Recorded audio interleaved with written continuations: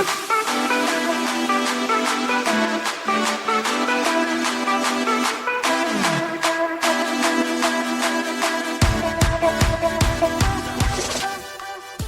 and welcome to the Sportscast podcast with me, Liam, James and Jordan. This week we will be going over the week's football with the double header, the fallout in the Formula One, and discuss what our highest achievement in sports are.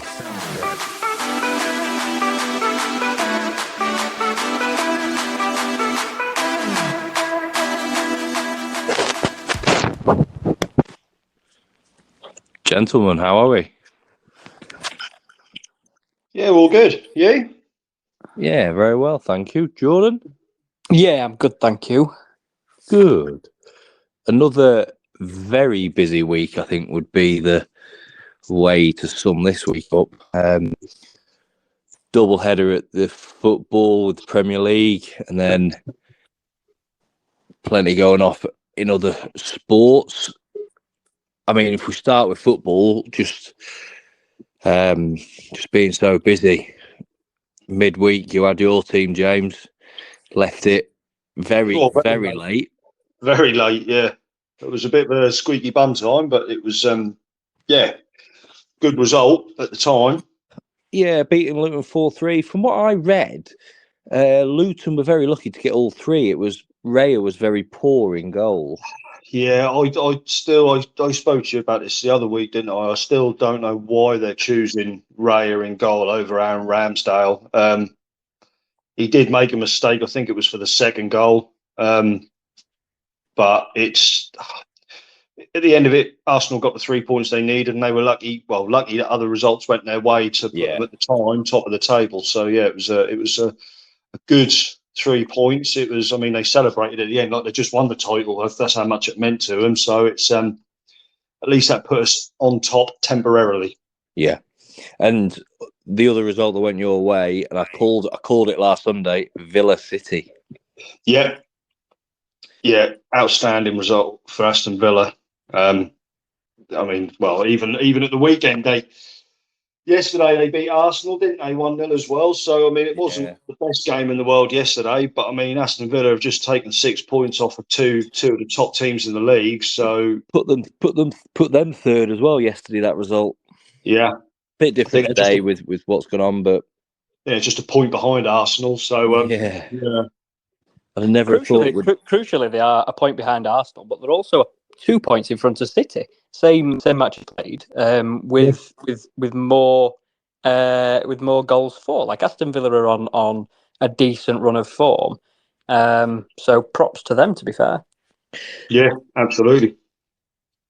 Everton, big win, 3-0 at Newcastle, and then today 2-0 against Chelsea. I know, unbelievable. I'm so happy that Everton are winning because I was gutted when they had those points deduction and but for them to get 6 points off two good teams in 2 games, they're now 4 points clear of the relegation zone. Yeah. So I mean, absolutely fantastic for Everton. Really is.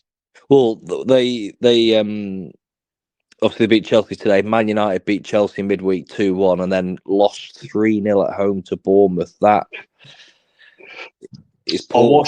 I watched that game. Yes, not yes. I didn't watch it yesterday. I watched the highlights of it last night, and Manchester United are just horrendous.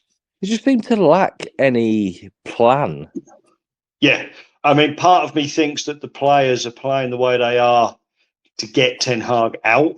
Well, you often see this, don't you? When the managers lost the changing room, so to speak, you tend to see that the players just don't give a toss, really, and they just think, oh, sod it, because they're not going to get sacked, are they? The players are not going to get sacked. No, but do you think though this is one manager too many? Mourinho was coming out saying it was the players, and Moisey said it was the players. All these people have come out. Solskjaer, it's the player. And no one believed them. There's got to become a point where it is the players. Yeah. You can't always be a manager. The best teams are obviously led by the best managers, but the best managers in any environment, whether it's football or workplace or anything, they unite a team. And the team, the 11 men on the pitch at the time, work in perfect harmony. They know where each other are. They've got a respect for each other. And watching someone like Newcastle, I know they've had a bad result, but watching Newcastle, they're all kind of, and like Wrexham, I know we've talked a bit about Wrexham, they've all kind of got united around a common goal. They all seem to kind of bounce off each other. United team just seem like they're in disrepair. They don't flow. They don't kind of have a nice fluid play when you watch them. It's just not a good, enjoyable football match to watch when you're watching Manchester United. And off the field as well, that seems to be the story as well, with the facilities apparently really run down. Is Jim Radcliffe fit 25% owner yet or not? They still don't know, kind of thing. So when it's at the very top as well, I think it makes it very difficult. I think, with a team of Manchester United's calibre and the history that they've got as well, and I think Sir Alex Ferguson being there for 20-odd years or whatever it was has not helped how people's perception of Manchester United is. But they were always going to be big shoes to fill, but he's been gone, 10 years now? So surely something has had to have changed in that time, but nothing has. Yeah, they gave Moyes a long-term contract for that reason, didn't they? And it never really materialised. An interesting one midweek. So, Forest Green Rovers have got to play Scarborough again in the FA Cup. I think it's this Tuesday night for fielding an ineligible player. But it was only in the last round that Barnsley got kicked out for exactly the same.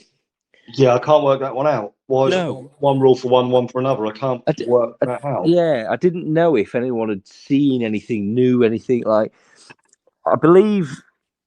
Even Barnsley's one's probably more excusable because the player came back off loan, didn't play for York City, but he was registered for the game but didn't play. So there was maybe an air of uncertainness around it. But just a bit of inconsistency in what's acceptable and not acceptable. Yeah, I haven't seen anything as to why they've not been kicked out like Barnsley have, but our Forest Green Rovers been given a lifeline. Is there something else going on? Is there different circumstances? You don't really. Yeah. No. They got rained off this weekend as well, so that's pitch.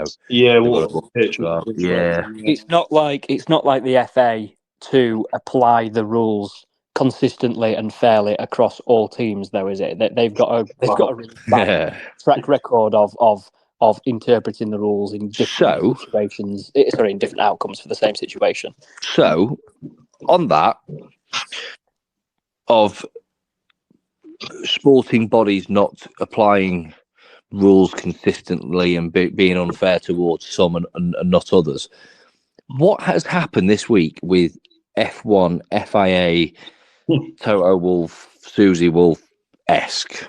So Susie Wolff works for or works very, very closely with the F1 Academy. The F1 Academy is basically the management of Formula One. It's kind of just below Liberty Media, and she heads up the women's Formula One series, but she also is a representative for Formula One. Her husband, obviously, is Toto Wolff, the CEO of Mercedes Petronas F1 team. And what it has been alleged by who we don't know is that confidential information has been passed between two individuals, and obviously those two individuals being Toto and Susie. Who are married. So are they having a conversation over tea about, I don't know, fucking Red Bull's finances or whatever? Or is it... Well, that's where this is stemmed from, isn't it? Yeah. So interestingly, which I know we've all seen, all 7 other teams have all come out and said... All nine, unanimously have said at the same time on a targeted Instagram post at the same time that they all posted within a minute of each other. they have not raised a formal complaint about Toto and Susie Wolf. So, number one, where has it come from? And number two, is there any substance to it? If so, what does that mean for kind of, will the sporting regulations mean a financial fine, a points fine, wind tunnel fine? I mean, it's difficult because Susie isn't part of Formula One. She is part of the F1 Academy. So kind of, I don't know is the answer, and I'm looking forward to the entire thing being thrown out because I just think it's ridiculous. Hasn't Lewis Hamilton put his little bit in as well about it all? I don't know. I've just seen this, but probably according to Lewis Hamilton. Yeah, there was an award thing last night, and he sort of come out and said that it's absolutely dumbfounded, and the fact that all teams have come out and said, well, we haven't done it, so everyone believes it's the FIA trying to generate a bit of interest, which if they do, if it does come out of that, I've seen that F1's turned around and said we will leave the FIA's regulations, so that could be huge. And so when you say leave the FIA's regulations, are you talking something similar to like what's happening in golf with that live tournament and the PGA? You're like having a separate correct thing. The FIA is the Federation of International Motorsport or Automobile Sport. Based in Switzerland, they are the arbiters of all motorsport.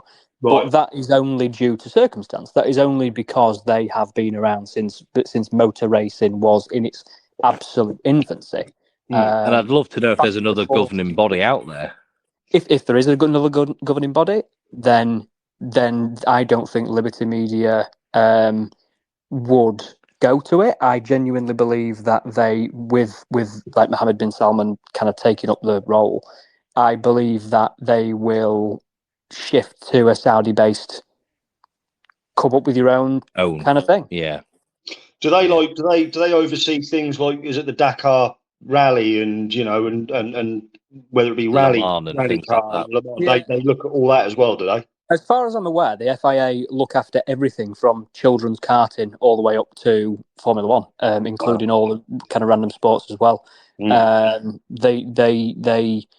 are, like I say, based in Switzerland, and that's where. So when you have a Formula One race and a Formula 2 and a Formula 3, the stewards at the actual racetrack are reviewing, but the actual final decisions and even down to the television broadcast, kind of the race director is all based as a third party. So it's really convoluted and it's kind of Bernie Ecclestone-esque, and we're in a completely different era now. And I think if it all goes to pot with the FIA, I think 2026 we move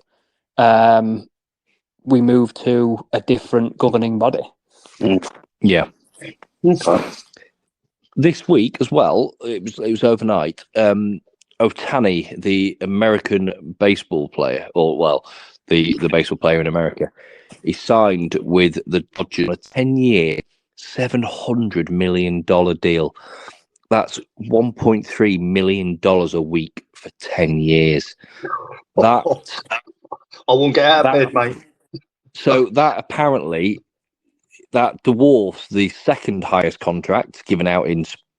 Well, this is apparently the second highest contract ever. Wasn't it the Miami Marlins gave a massive contract to a pitcher, didn't they, a few years ago? Yes, which was $49 million a year. This is obviously guy's got 70, so he's nearly double it. But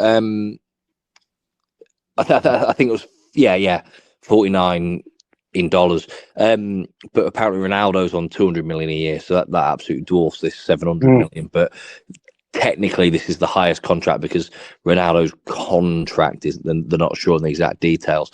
So this is the highest contract given out ever in sports, and it's 1.3 million a week, and that just absolutely dwarfs Premier League wages for now. I mean, I think Haaland's probably the highest paid player on 500. Like that, it's double and then some. I think within the next 5 years, you'll see your first £1 million a week player in the Premier League. I don't think you'll get it in the Premier League. No. Not in 5 years, no. There's too many FFP to come in. That's why they're all going Saudi. Yeah. Just on a side note, just think how much Haaland spends on shampoo.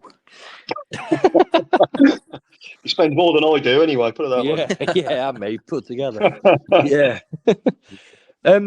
Also, me and James sort of caught the back end of it last week, but the final hadn't taken place. Ronnie O'Sullivan won the UK Championship 30 years on from his first, so he's now the youngest and the oldest winner of that tournament, and with 30 years between them. So the guy is just unbelievable. You know what I like about him more than anything? I love the fact that he just rocks up and he don't give a shit. He just rock up, he do his thing, and he goes. And he's one of them that, you know, he must enjoy the sport, but he can either take it or leave it. And depending on how he wakes up that morning, he might if he wake up in a shitty mood, he'll go, "Oh, sod it, I can't be bothered today." He don't care, and he don't care what people think about him either. No, it really doesn't. There was a picture from that Sunday morning of him in York, stood at a bus stop having a fag, and then that afternoon he went and won 160 grand in the for the tournament. You know what I mean? It's just absolutely crazy. Mark Allen won the snooker shootout. The I don't know the way to phrase it. Probably the circus form of snooker. 15 seconds, so 10-minute frame, one frame. We win you through to the next round. One frame, you get 15 seconds a shot for the first 5 minutes, 10 seconds a shot for the last 5 minutes. The crowd just go nuts for the whole thing. Mark Allen became the first player from the top 16 to win it. But I'm going to shoot myself in the foot here, probably Tuesday or Wednesday night, Sean Murphy hit a 147 in the shootout, which right. So, yes, but it's only the second fastest 147 because Ronnie O'Sullivan hit that 5 minute 30 odd second one years ago. Yeah. And for me, I think the 147 is probably the hardest sporting feat. I think it's the hardest thing to do in sports. You've got your 9 darters, you've got, and I didn't know if you guys could think of anything that would be up there to really rival the 147. I think I mentioned it to you midweek, and I have got a couple of things in regarding in 2 different sports, but for 2 different reasons. I think if you're going to go solely on individual skill and play, I think winning all golf majors is a good one because you are on your own. You can't rely on anybody else to, get you out of the mud if you mess up. You've got to do it all yourself. And I think winning all those majors, there's not many. It's not a big group of people that have done that. And also, I think there's 5. Rory needs the Masters, and I think he'd be the 6th one to do it. I couldn't tell you which ones they are, but there's a. I think based on individual skill, I mean, a lot of team sports. If one player messes up, that's fine because you've got other people there to try and, to help you out and get you back on track. But I think something like golf, which is such an individual game, you're on your own. You've got to do it, and you've got to make the decisions. You've got they have their caddies going, "Oh, I reckon you should take this, this club or this club to here, this, that, and the other." But ultimately, it's your decision on what you've got to do. And I think that in itself is a skill to know where you're at. And I just think that is probably one of the hardest things to do.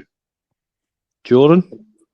So I think I'm going on completely different lines. So whereas, James, you said that it's harder to do something as an individual, I think something, again, I have 2, so I'll come to my second after your second, but I think the scoring a perfect hat-trick, so a hat-trick obviously is 3 goals, but a perfect hat-trick is left foot, right foot header.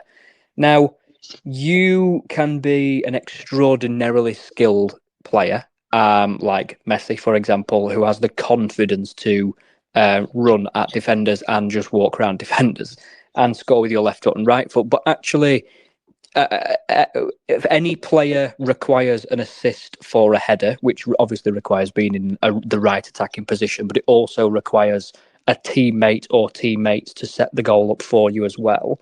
And then similarly, with left foot and right foot, you're kind of relying on the delivery of the ball into the right area for you to be able to either run onto it or for you to be able to knock it in. Or I think from a difficulty point of view, you can be as skilled as you like, but you still need to rely on your teammates for you to be able to achieve that perfect hat trick.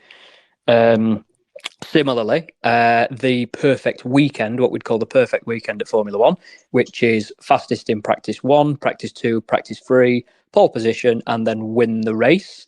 And then obviously the modern one, if you like, is lead from the front and lead every lap and then win the race. So that would be essentially fastest lap as well in that. And fastest lap, exactly. So you can be the most skilled driver on the entire in the entire field, but again, it takes a team effort. It's not necessarily something that Jordan's Motorsport could rock up on a Friday afternoon at Silverstone and do. It takes years and years and years of car development and literally thousands of people to be able to get a car on the grid in a condition that is absolutely rapid, but then it still takes skill to get it over the line in terms of driving the car to a perfect weekend. So I think from a team point of view, I think it's that those two for me would be very difficult to achieve. Yeah, I mean, my second one is a team sport, but based on what you've said in regards to Formula One and the cars on the track, it's ultimately the fastest car is going to win. So you've got a lot of things that come into play there. My second one is a team thing, but you are solely reliant on Mother Nature, and that's the America's Cup, the sailing competition. So all the boats are on an even keel because you are relying on the wind ultimately, but at the same time you are working as a team.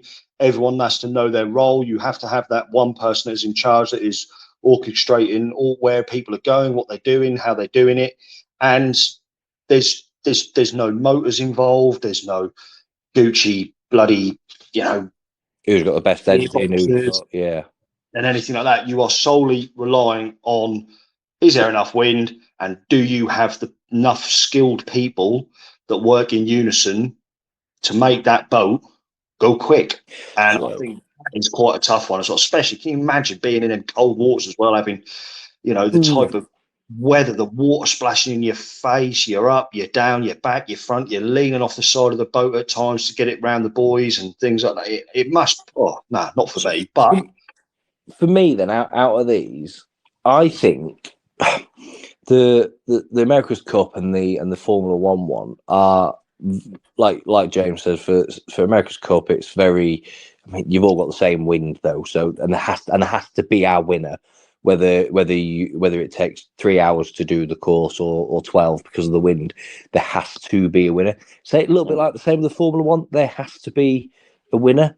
Whereas with the perfect hat trick, and for me the 147, and you can argue the 9 data, but they are becoming a lot more popular. That it's more about that. The way to phrase it, you are trying to achieve that outcome, and nothing else will influence it. Like there's nothing else that can influence getting a 147. Like you can still lose and do it. It's not a win or lose, and the survival of just being the last one on the track, or you can win the 4 majors, but in the Masters, actually, someone absolutely blew up on the back 9 and they dropped 6 shots, and that's how you won it, kind of thing. It's your own destiny. Yeah, with a 147 with a 9 dart. If you win majors, you win 4 in a row. That is form, and that is probably the most difficult thing to do. Yes, I agree with that. To do 4 in a row would be absolutely unbelievable, and I don't think it's ever happened. And I'll be honest, even with Tiger not done it. I don't think he has done all 4 in the same year. No. You'd have to be I mean, that'd have to be something really serious. Has any golfer won all 4 majors in the same year? Bobby Jones in the 1930s. Oh, chuffing hell. We can throw back to the 1930s all we like. Yes. I remember when Haaland, I think it was last year. In fact, it was last year when Haaland got the world top goal scorer in the Premier League, and it's the most goals anyone ever scored. People were like delving through history books that were found in the darkest corners of Hogwarts to try and dismiss him because they didn't like the fact that Haaland was the most prolific goal scorer that the Premier League's ever seen. Tiger Woods has won 3 in 1 year. Okay. And I think like James says, that's probably the fact that Tiger Woods has only won 3 in 1 year probably does go into how hard it would be to win all 4. Yeah. In there. So yeah, I mean, I watched all 4. Yeah. I probably struggled to watch all 4 if I'm being honest. So, but it's. I'm trying to think of like obscure sports, like obscure. So would like the Grand National kind of records. I mean, what about? I mean, what I don't know much about horse racing, but I know the big races. I know there's the Cheltenham Gold Cup, is it? And then there's a Grand National. There's one at Aintree, and there's like a King's or Queen's Cup. I wondered if somebody had won all of those in maybe a research bit, but like maybe Frankie Dettori or somebody like that had won all 4. AP McCoy. Yeah. But even so, there has to be a winner. It's not an individual thing where like a 147 is impressive. A horse race, especially like the Grand National, is a little bit of a finger in the air kind of thing, isn't it? It's very, is so and so going to take a tumble? Is this going to happen? Whereas a 147, you are at the table, and it is about getting the right spread, and there's a lot more technique to it ongoing. I tell you where potentially this conversation would be better applied is the kinds of Olympic sports where they are judged. So, for example, gymnastics. So, for example, diving. Do you know where? I nearly threw athletics into one of mine, in regards to heptathletes and like you say, those types of things where you're judged based on your performance, whether it's the horse riding, what do they call it, like the dressage or things like that. It's I nearly put them in there. But Simone Biles, for example, I think she's scored a perfect whatever it is. Like that, she's performed the hardest routine. In terms of difficulty, to the highest standard, absolutely nailed it. So ended up with the maximum that you can achieve given the current guidelines. So something like that is a very individual sport, and you are not. If you score a perfect 10 on a dive, for example, not a perfect 10, but they judge it on random numbers. But if you scored a perfect score on diving, then that is on individual merit, and that is because you've jumped off a really high platform and done a lot of spins really well. Yeah. So this week brings a Champions League week. Europa League on the Thursday, the Sunday time kickoff. Liverpool, Manchester United. That'll be spicy. Well, I'll tell you what game I'm looking at in regards to Champions League is the Manchester United Bayern Munich game on Tuesday, because Manchester United got smashed yesterday and Bayern Munich got smashed as well, 5-1. They did 5-1. Yeah. So I think that United Bayern Munich game is going to be a game. It's going to be a really good one. Next week we will. Well, I look forward to already going over that one. So I will catch up with you guys next week. Take care. Take care. See you later. Bye. Bye. God. Bye.